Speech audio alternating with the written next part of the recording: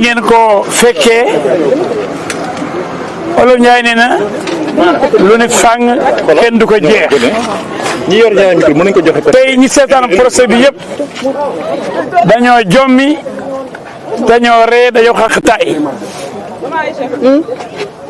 bu ñu commencé par outrage ñoom ñi ñëw ñëpp ku ñëw ni vraiment Bougane yëkkatul benn kaddu bu tegginiwul saagawul xastewul deful dara lu niroog tooñ amul kenn ku mu tooñ tamit du capitaine du adjudant du éméder chef du agent kon boobu daanu na tribunal ci boppam constaté na ni dañoo sosal Bougane pour gën koo téye prison loolu procureur moo ko ci yokk sax ndax bi ñu demee ci gendarmerie yi Bakel maa fa nekkoon ak maître Ba affaire outrage kenn tudd ko fa ba jour bi mu ñëwee fii Bougane procureur yokk ko ci outrage pour gën koo dugal waaye tey defe naa ne tey moom dëgg feeñ na ne outrage amul bi ci topp mooy rébellion kenn ci ñoom neewul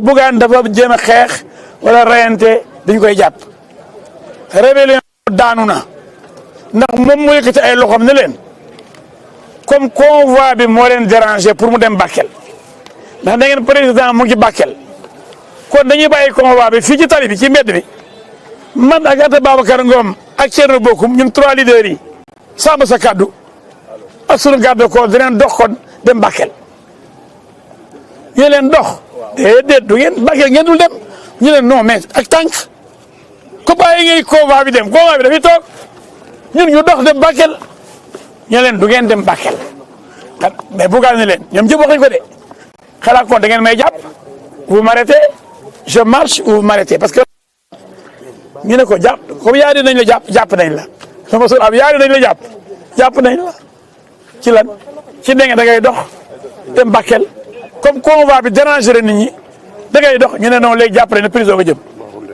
kenn amul droit dox dugg ci dëkk boo xam ni président moo fa nekk président bu demee seeti sëñ Mountakha Touba kon kenn warul jógee Mbacke dugg Touba kenn warul jógee Daaru Muxti dox dem Touba kenn warul jógee Daaru Salaam dox dugg Touba ndax Touba ca Daaru Minam xalif bi mu ngi recevoir président de la République waaw waxi dof yooyu kañ la am ci réew mu bëgg a dof waaw Sénégal kañ la dof président bu nekkee ci dëkk ñett leader di dox ñu ne non dox dugg ci dëkk boobu président mu ngi bi dëkk ba du ngeen dox dugg ci dëkk boobu Sénégalais yéen jommiwu leen tey question yi bi ñuy posé gars yi dañoo rus ñoom ñu doon posé question yi soi-disant ay gendarme. capitaine bi ak capitaine ordre la jot ngir mu arrêté. mu arrêté Bougane convoi bi. mu arrêté convoi bi waaw mais convoi bi la war a arrêté mais pas dox ñu. convoi bi moom arrêté nañ ko. amul refus d'obtempérer arrêté nañ. mooy troisième infraction bi. convoi bi forcé wul baare ay barrage dafa droité ñu leen comme sunu convoi bii jekk ba dee war a dem dimbale ji néew doole yi ñi ñàkk lépp ñu ndox bi dugg seen kër ba nangu seen kër yi comme ay ngeen ñu convoi bi dem te ne convoi bi ni mu jekkee oto yi di ñu rafetee ni ñu àndee jaagar yi ci dëkk bi xëy na fekk fay oto yu ànd ak président Maguette Koubidas xëy na loolu moo leen metti ñu ne non surtout que ñoom indi wuñ benn ndimbal fa ñuy jëm ñu ne déedéet du ngeen dugg ñu ne waa kon convoi bi na toog ñun ñu dox ci dox boobu nag ñu ne leen amu leen droit dox loolu infraction la prison Bougane li ko waral mooy damay dox dem Bakel ñu ne ko doo dox soo dugg Bakel dang dul dox marche lu am. mais li gën a garaaw mooy Bougane bi nga àndoon ak yeneen ñaari leader Thierno Bocoum ak Anta Babacar Ngom mais moom lañ ci seppi parce que moom dafa sonal gaañi nag moom mooy déranger pourtant Mourou Thierno Bocoum ne day dox Anta Babacar day dox ñuy avancé ñu leen niip Bougane téye loxo yi di ko da ngeen may jàpp parce que man damay dox dem de ñeeni dañuy dox de waaye mbennum Bougane lañ seppi te Bougane gaare nag convoi bi bàyyi ko ci mbedd mi nar a dox ñu ne ko dox boobu nag la ñuy bañ parce que président bu nekkee Diourbel wala mu nekk Thiès wala mu nekk Mbour kenn du dox dugg Mbour kenn du dox dugg Thiès kenn du dox dugg Touba wala Tivaouane boo président nekkee ci sëñ Babacar sëñ Mbaye Sy Mansour. mais yéen ku jógee sëñ Réunion da ngay taxaw amoo droit dox dugg Tivaouane. ku jógee.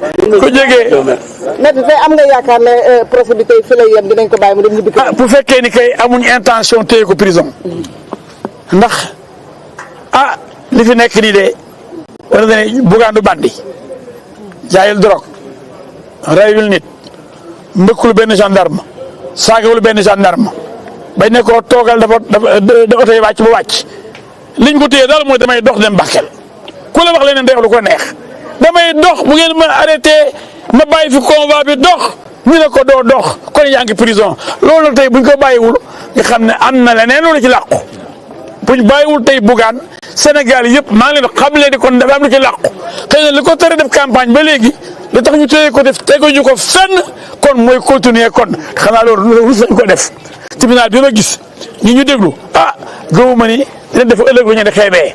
d'accord ñëpp a gis ni mu demee.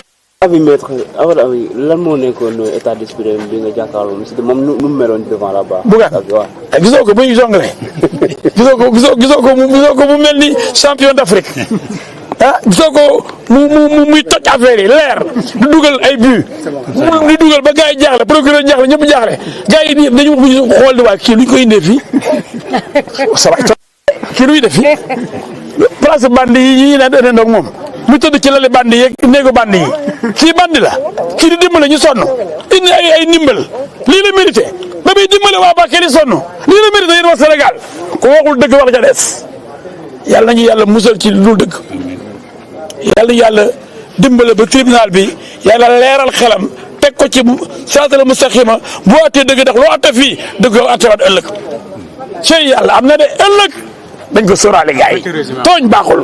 En français. Résumé en français, monsieur Maître Diouf.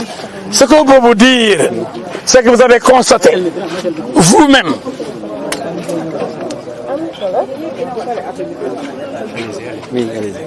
que le dossier est vide. Vous avez suivi les déclarations des témoins, des gendarmes eux-mêmes.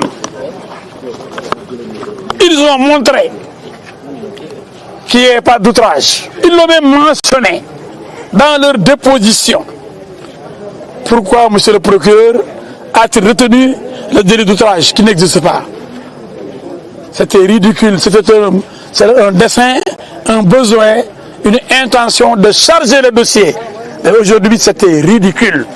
Pour la deuxième infraction, la rébellion, tout le monde a montré, y compris les gendarmes témoins, que Bougane n'a fait aucune résistance et qu'il s'est même rendu en disant clairement aux gendarmes que si je ne marche pas vers Bakel, arrêtez-moi.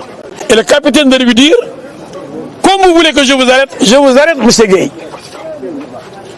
Donc on a arrêté Bougane parce qu'il a voulu se rendre à pied à Bakel, abandonnant même son cortège. Mais malgré tout, on l'a arrêté. Pour ça, il était en compagnie d'Anta Babacar Ngom et de Thierno Bocoum.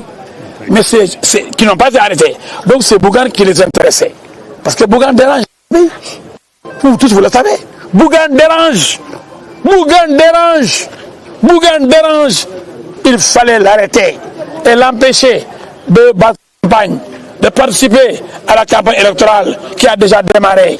C'est injuste. Pour la troisième infraction, la contravention, le refus d'obtempérer. Mais non, on a montré aujourd'hui que Bougane, chaque fois qu'on lui a demandé de s'arrêter, il s'est arrêté.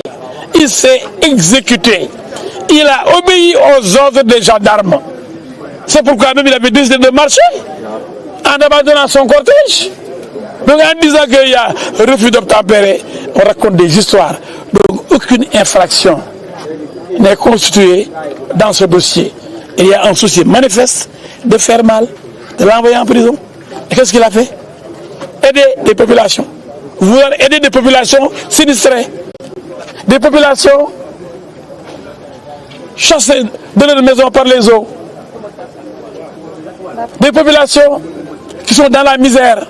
Et il a l'habitude d'aider les populations en difficulté, aussi bien celles de Kerbassar, les populations de Kerbassar, celles de Touba et ailleurs. Et bien aujourd'hui, les populations de Bakel. Et ça dérange. Quand les autres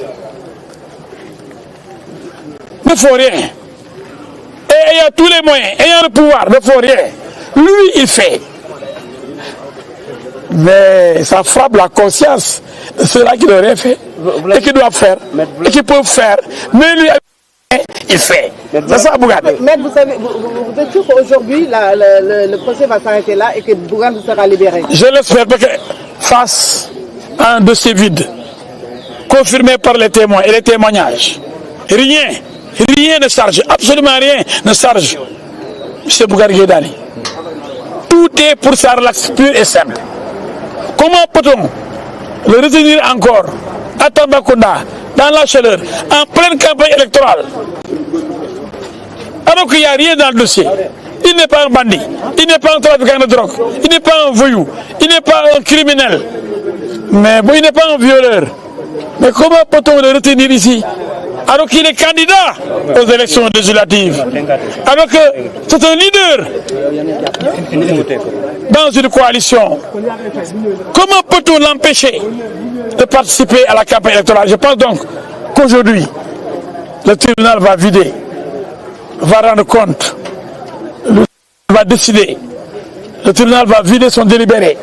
Le tribunal, je le pense, le tribunal est composé d'hommes intelligents et certainement humains et sérieux, heureux et juste, parce que ce serait injuste de retenir davantage Bougane Gueye Dany, qui doit être relaxé aujourd'hui pour le plus grand bien de la démocratie sénégalaise et pour la victoire du peuple sénégalais. Je pense qu'il sera relaxé. Tous les avocats sont optimistes, le public est optimiste, le tribunal lui-même sait qu'on a chargé Bougane outrage, rébellion, refus d'obtempérer, un communiqué mensonger de la gendarmerie qui dit qu'on a demandé à Bougane de laisser passer le cortège du président alors que ce n'est même pas à la même route. Ce qui est faux. Le président devait venir par les airs et ceux qui devaient l'accueillir devaient venir de Tambacounda vers Kidira. Et Bougane est parti de Ourossogui vers Bakel. C'est deux routes distinctes. Vraiment, c'est ridicule de retenir Bougane, de l'arrêter et plus grave encore, de l'emprisonner. C'est vraiment injuste. Ah oui, Bougane est en forme. Il ne mange pas depuis plusieurs jours, mais il me dit je bois, je dis Bougane tu vas mourir. Il me dit non, vous m'avez vu, en grande forme, parce que j'ai la foi dans la dignité et je veux me tester moi-même pour savoir jusqu'où va ma résistance et ma résilience. Cet homme est un modèle de courage, de dignité, de persévérance dans l'effort, d'abnégation, de résilience. Cet homme, aujourd'hui, sa place, c'est parmi les leaders politiques de ce pays. Ce n'est pas là-bas, à la prison de Tambacounda, où dorment des criminels de toutes sortes, des bandits, des voleurs, des escrocs. Nous sommes optimistes, parce que la victoire est au bout de l'effort aujourd'hui. Et nous allons gagner, Inch'Allah. Et je le pense, sincèrement. Voilà, donc c'était Maître El Hadji Diouf.